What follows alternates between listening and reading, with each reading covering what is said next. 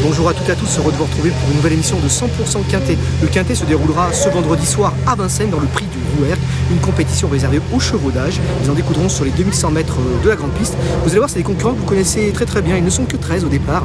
Et rien qu'à la lecture d'un premier coup d'œil, vous allez voir qu'on peut dégager quelques bonnes bases et également faire raisonnablement quelques impasses qui permettraient donc de limiter les choix et pourquoi pas ne pas taper loin du Quintet. Le tout, il faut l'avoir dans l'ordre bien évidemment et également ne pas se faire avoir, comme je dis souvent, par des outsiders, ce qui peut arriver. Donc n'hésitez pas également d'un autre côté à élargir un peu vos champs réduits, mais normalement les bonnes bases devraient être solides en théorie. Allez, je vous invite à passer au crible le tableau des partants avec moi comme vous en avez l'habitude.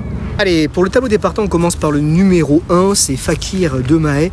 Je le reprends en confiance car il a la pointure pour jouer les premiers rôles dans ce Quintet. Le numéro 2, Fakir Duranche, il a pour lui sa régularité et je le juge compétitif pour les places. Le 3, Gaspard Brion, vous voulez une base? Eh bien voilà une, il fait partie des priorités de ce Quintet. Le 4, Kennedy, il descend nettement de catégorie par rapport à sa dernière sortie qui avait pour théâtre le prix de l'Atlantique où il n'a pas été ridicule. Pourquoi pas, une réhabilitation de sa part est tout à fait envisageable pour une belle place. Le numéro 5, c'est Digne et Droit, il est ferré et il a besoin avant tout de me rassurer et je ne l'ai pas retenu. Le 6, Oracle Till, je tue le suspense, c'est mon favori. J'en fais le cheval de classe dans solo. Il reste sur une victoire et peut doubler bien sûr la mise. Le numéro 7, c'est Éveil du Châtelet, comme vous le savez, ce n'est pas sa spécialité de prédilection et j'ai préféré faire l'impasse. Le numéro 8, Golan de Fort, il vient de laisser une belle impression dans le Quintet du 21 avril où il terminait 3e. La deuxième n'était autre que Happy Valley, la ligne est bonne, pourquoi pas. Ce qui m'embête un petit peu, c'est son numéro 8, mais je pense qu'il est capable malgré tout de se jouer de cette position inconfortable. Le numéro 9, Fulton, Alessard et son compagnon d'entraînement Éveil du Châtelet, il est plus connu bien sûr sur la spécialité trop montée, on va le regarder courir pour l'instant. Le 10, Al Capone Steka, il a terminé 4e de l'une des épreuves références, une course remportée notamment remportée bien sûr par Oracle Till. Il peut confirmer, moi j'en fais un candidat aux places. Le 11, Grand Art, il est moins performant que par le passé, mais je ne lui interdis pas d'accrocher une petite place. Le numéro 12, Estem Magel, il vient bien de courir derrière Eric The Hill, il fait partie des candidats capables d'accrocher une petite place bien sûr à l'issue d'un bon parcours. Le numéro 13 de la Chenevière Danselot, voilà, franchement elle découvre une mission délicate et j'ai besoin elle aussi qu'elle me rassure et je pense qu'elle sort franchement à forte partie. Allez, il est temps de passer au papier.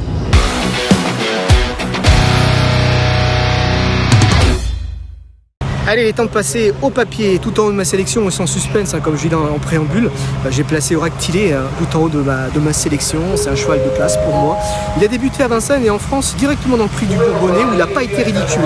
Il prenait la 6e place, on se souvient. Et par la suite, il a enchaîné les belles performances. 4 succès en 5 sorties. Et lorsqu'il n'a pas gagné, il terminé 2e de Gaspard Brion qu'il retrouve justement dans cette compétition. On aura le temps d'en parler.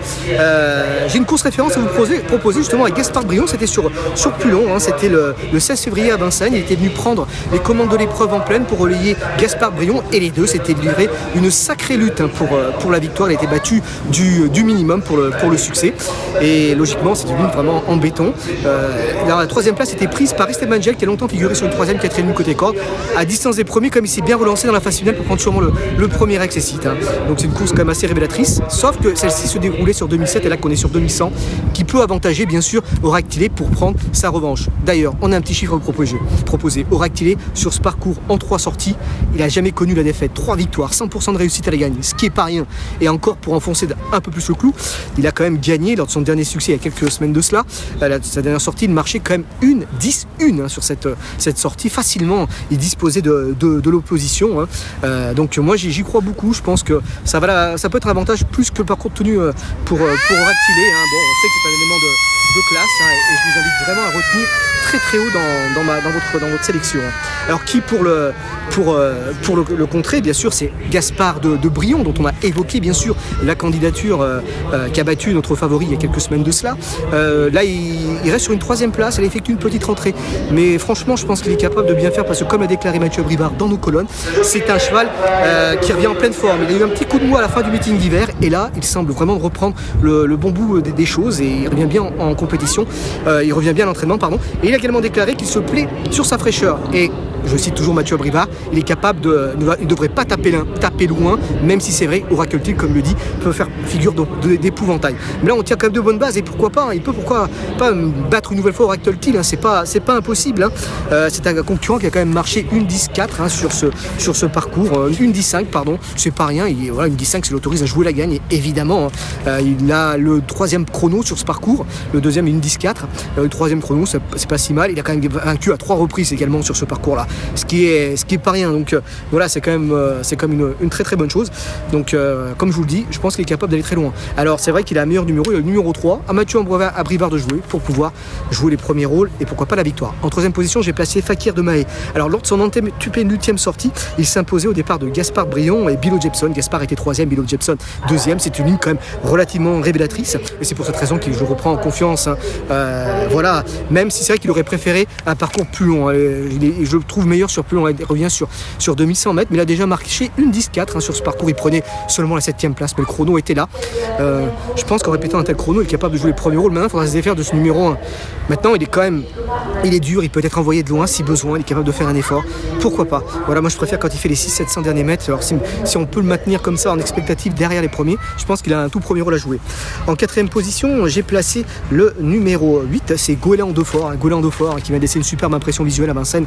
C'était dans un quintet récemment. Il terminait troisième de Happy Valley qui prenait la deuxième place ce jour-là. Gaméditon s'imposait et Happy Valley prenait la deuxième place. Donc ce qui est pas rien. Ce jour-là, il était obligé quand même de voyager en épaisseur, ce qui est pas rien avant qu'il puisse se reloger. Et malgré tout, c'est bien relancé. Il est venu échouer finalement pas très loin d'Happy Valley.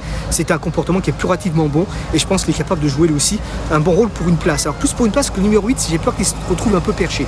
Maintenant, s'il arrive à avoir un parcours plus fluide, je le crois capable de vraiment, pourquoi pas, donner la réplique pour monter sur le podium. C'est pas impossible. Je vous invite vraiment à le retenir assez haut dans votre sélection. J'ai placé en 5e position, c'est un concurrent d'origine italienne, c'est Al Capone Esteca, bien connu sur notre sol. Il a des lignes quand même relativement intéressantes. Il a déjà terminé 2e d'Oractilé, ce qui est pas rien, c'était en décembre. Et on l'a vu également terminer 4e d'Oractilé dans l'une des épreuves références disputées le 15 avril. Voilà, les lignes sont bonnes. Il a le numéro 10, c'est vrai qu'il s'élance sur seconde ligne, mais je pense que c'est mieux parce qu'il peut venir sur les autres. C'est Gabriel Gelormini par y avoir des bonnes roues. Il peut venir compléter la combinaison gagnante du quintet, une cote relativement intéressante. Voilà, écoutez, il est temps maintenant de récapituler ma sélection dans la rubrique Notre choix.